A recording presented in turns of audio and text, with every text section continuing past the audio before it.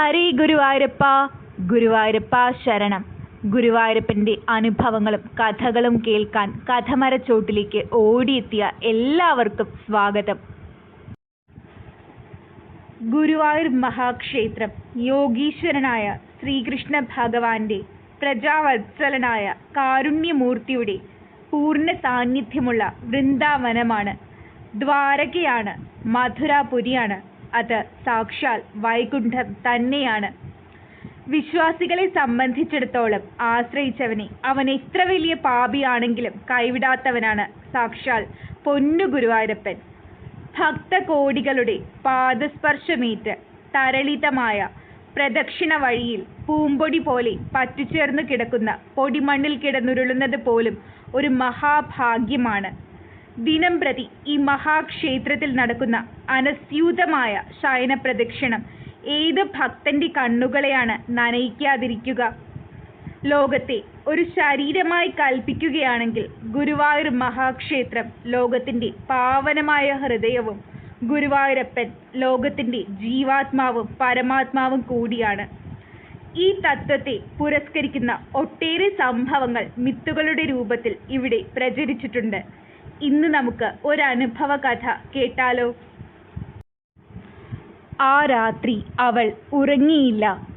പിറ്റേന്ന് രാവിലെ ഗുരുവായൂർക്ക് പോകാനുള്ള തയ്യാറെടുപ്പുകളാണ് മനസ്സിൽ.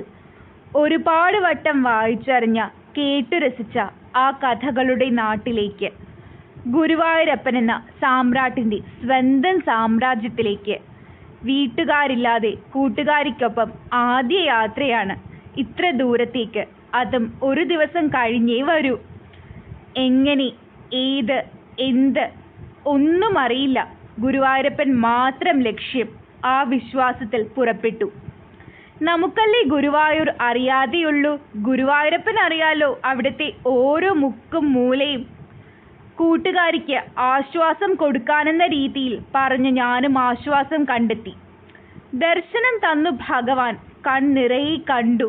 തിരികെ പോകാനുള്ള ട്രെയിൻ 2 മണിക്കാണ്. ഇനി സമയമില്ല. അന്നപ്രസാദം കഴിക്കാനൊന്നും പറ്റില്ല. വരൂ പോകാം.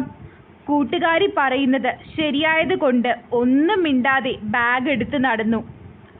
അന്നദാനപ്പുരയുടെ മുൻവശത്തു കൂടിയാണ് പോകുന്നത്. അകത്തേക്ക് നോക്കി. നല്ല ആളാണ്. പുറത്താണെങ്കിൽ ക്യൂവിൻ്റെ വാലറ്റം എവിടെയെന്ന് പോലും കാണാനില്ല. നടന്ന് നമ്പീശന്റെ അത്താണിക്കല്ല് കണ്ടു. അതിനെക്കുറിച്ച് കൂട്ടുകാരിയോട് പറയുന്നതിനിടയിൽ ബാഗ് അതിന് മുകളിൽ വെച്ച് നേരെ നോക്കിയത് കണ്ണന്റെ ഗോപുരത്തിന്റെ മുകളിലേക്കും. ശരിക്കും എനിക്ക് കണ്ണ് നിറഞ്ഞു. അവിടെ നിന്ന് കണ്ണനോട് അത്യാവശ്യം ഉറക്കെ തന്നെ ഇങ്ങനെ പറഞ്ഞു: കണ്ണാ, നീ വിചാരിച്ചാൽ എനിക്ക് ഒരു പിടി ചോറ് തരാൻ പറ്റും. നിന്റെ പ്രസാദം. ഞങ്ങൾ വിചാരിച്ചാൽ അത് നടക്കില്ല കണ്ണാ. ഈ ക്യൂവിൻ്റെ വാലറ്റം പോലും കണ്ടുപിടിക്കാൻ പറ്റാത്ത ഞങ്ങൾ വിചാരിച്ചാൽ എങ്ങനെ കിട്ടാനാ? ഇനി എപ്പോൾ വരാനാ? ഇത്തിരി പ്രസാദം കഴിക്കാതെ പോയാൽ മനസമാധാനം പോലും കിട്ടില്ല. അങ്ങനെ പരിഭവങ്ങളുടെ ഭാണ്ഡക്കെട്ടഴിച്ചു നിരത്തി. നിരാശയോടുകൂടി വീണ്ടും ബാഗ് എടുത്ത് റോഡിലേക്ക് നടന്നു. ക്യൂവിനോട് ചേർന്നാണ് ഞങ്ങൾ നടന്നത്.